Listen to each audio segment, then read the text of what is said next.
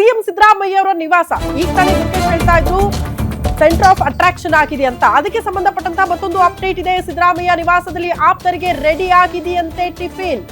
ಕೆಲವೇ ಕ್ಷಣ ಎಲ್ಲರೂ ಕೂಡ 9 ಗಂಟೆಗೆ ಹಾಜರಾಗ್ತಾರೆ.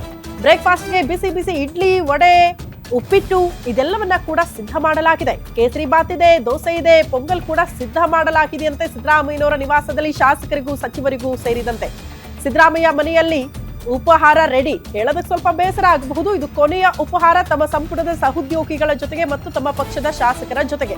ಸಿಎಂ ನಿವಾಸದಲ್ಲಿ ಇವತ್ತು ಕೊನೆಯ ಬ್ರೇಕ್ಫಾಸ್ಟ್ ಮೀಟಿಂಗ್ ಆಗ್ತಾ ಇದೆ.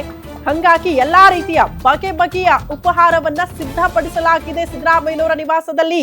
ಇನ್ಫ್ಯಾಕ್ಟ್ ಡಿಸಿಎಂ ಡಿಕೆ ಶಿವಕುಮಾರ್ ಅವರು ಕೂಡ ಈ ಉಪಹಾರ ಕೂಟದಲ್ಲಿ ಇವತ್ತು ಭಾಗಿಯಾಗ್ತಿದ್ದಾರೆ.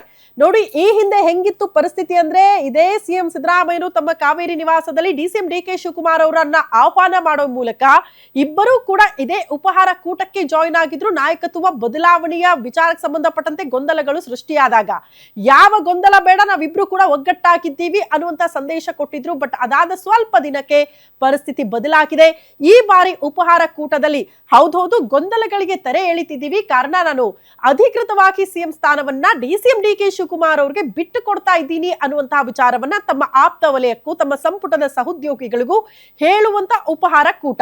ಹಂಗಾಗಿ ಸ್ವಲ್ಪ ಮಟ್ಟಿಗೆ ಬದಲಾವಣೆ, ಜೊತೆಗೆ ಕೊನೆಯ ಬ್ರೇಕ್ಫಾಸ್ಟ್ ಮೀಟಿಂಗ್ ಅನ್ನುವಂತಹ ವಿಚಾರ ಬಹಳ ಗಮನಿಸಬೇಕಾಗಿರುವಂತಹ ವಿಚಾರ. ಇದಾದ ಬಳಿಕ ಸುದ್ದಿಗೋಷ್ಠಿ ಇರುತ್ತೆ. ಆ ಸುದ್ದಿಗೋಷ್ಠಿಯಲ್ಲಿ ಸಿದ್ದರಾಮಯ್ಯನವರು ಕೊನೆಯದಾಗಿ ಪ್ರಸ್ತಾಪ ಮಾಡುವಂತಹ ವಿಚಾರಗಳು ಹೆಂಗಿರುತ್ತೆ ಅನ್ನೋದು ಸದ್ಯ ಇರುವಂತಹ ಕುತೂಹಲ.